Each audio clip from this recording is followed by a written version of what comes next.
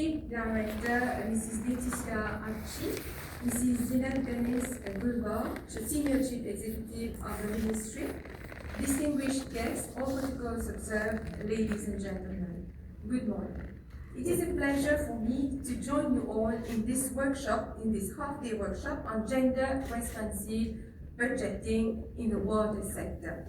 I would like, first of all, to congratulate the Ministry of Energy and Public Utilities and the French Development Agency for this laudable initiative.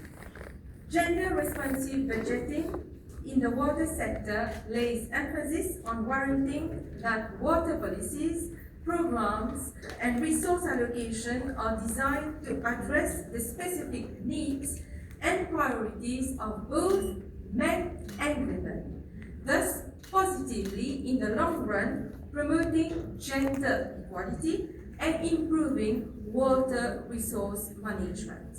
It recognizes that women and men often have different roles, different responsibilities, and experiences related to water, and that these differences should be considered when developing and implementing water-related initiatives.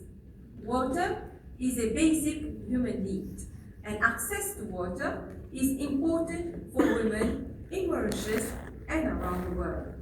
In a situation of drought, it is mainly the women in the house who are responsible to manage the limited resources to the best of their capacity. And let me tell you that very often in my constituency, when I receive calls for water problems, it mainly comes from women. And I think Mr. Mamadou, who is sitting here, knows what I'm talking about. Mauritius has a national gender policy that highlights the importance of gender equality and women's empowerment as both human rights and development issue. Gender responsive budgeting in the water sector in Mauritius is an initiative aimed at ensuring that public resources are allocated in a way that addresses gender inequalities and promotes women empowerment within the water and wastewater management sectors.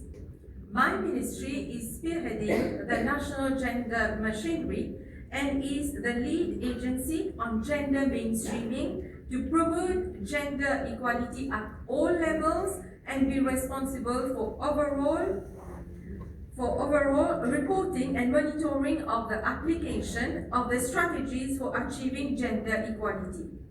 Also, to review national policy development and coordinate the implementation of the national gender policy, and to facilitate the integration of gender in social, economic, and political development agenda. The objective of the national gender policy is to have guidelines that will underpin government's commitment to integrate gender into all development planning, implementation, monitoring, and evaluation.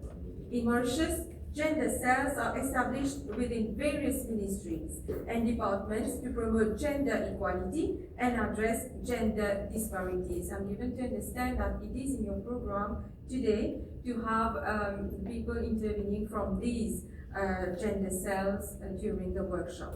These cells are responsible for integrating gender perspectives into policies, programs, and budgets. They also work to identify gender gaps and develop action plans to address them. Thus, the Ministry of Energy and Public Utilities has its own gender cell for the Ministry of Energy and Public Utilities to ensure gender is integrated into the energy sector, and the ministry has to come up with its sectoral gender policy and action plan within its planned programs. It also receives a GRBI of 200,000 rupees to implement gender responsive actions, and also support and guidance are provided by my ministry.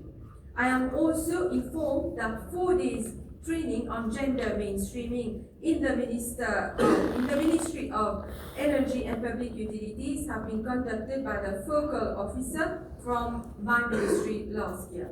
I am happy to note that gender is being permeated within the Ministry of Energy through its parastatal bodies, that is CWA and CEB, and developmental partners are involved therein. I also commend the dedication of CWA and its partners, the FDA. I wish you all a fruitful session and a good day. I thank you for your attention.